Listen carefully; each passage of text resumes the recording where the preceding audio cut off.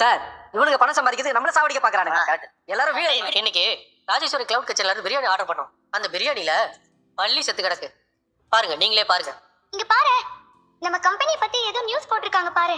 Company மூடுற அளவுக்கு போகணும். இங்க பாருடி, நம்ம கம்பெனி பத்தி நியூஸ் வந்துட்டு இருக்கு. பிரியாணில பள்ளி விழுந்துருச்சாம், ட்ரெண்டிங் ஆயிட்டு இருக்குடி. பள்ளி செத்து கிடக்கு. பாருங்க, நீங்களே பாருங்க. ஐயோ, என்னாச்சுன்னு தெரியலையே.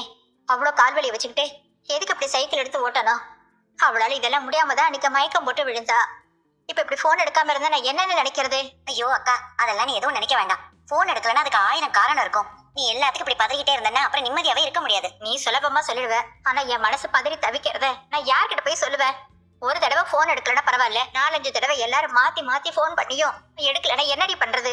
சைக்கிள் மிதிச்சு மிதிச்சு கால் வலியில அவஸ்தைப்படுறேன் தானே உனக்கு கஷ்டமா இருந்துச்சு. அந்த கவலைய நான் என் அம்மாவுக்கு கொடுக்க கூடாதுல்ல, அதான் செகண்ட் ஹேண்ட்ல இந்த பைக்கை வாங்கிட்டு வந்துட்டேன். இப்போ ஓகே தானே உனக்கு? இனிமே அவ ஏன் கவலைப்பட போறா? சைக்கிள்லயே பறக்கிறவளாச்சே நீ. இப்ப மோட்டார் வண்டி எடுத்துக்கிட்டு சருன்னு ரவுண்ட் அடிச்சு சீக்கிரமா வந்துட போறா. இனிமே அவளுக்கு என்ன வேணும் சொல்லு.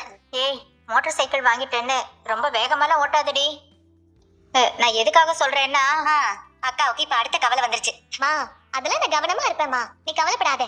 ஹேய், நான் வாங்கினதே செகண்ட் ஹேண்ட் வண்டி, விலையே 6000 ரூபாய் தான். அதுல 3000 ரூபாய் கொடுத்துட்டு 3000 ரூபாய் அடுத்த மாசம் தரேன்னு ஓட்டிட்டு வந்துட்டேன்.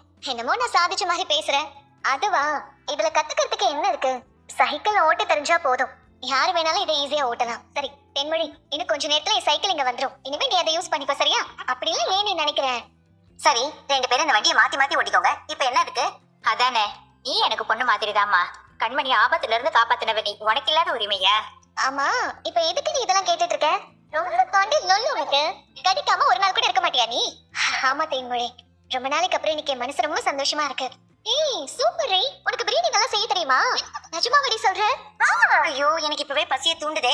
எனக்கு அந்த ஆகும் ஊறுது. நீ லிஸ்ட் சொல்லுமா, நான் இப்பவே போய் எல்லாத்தையும் வாங்கிட்டு வந்துடுறேன்.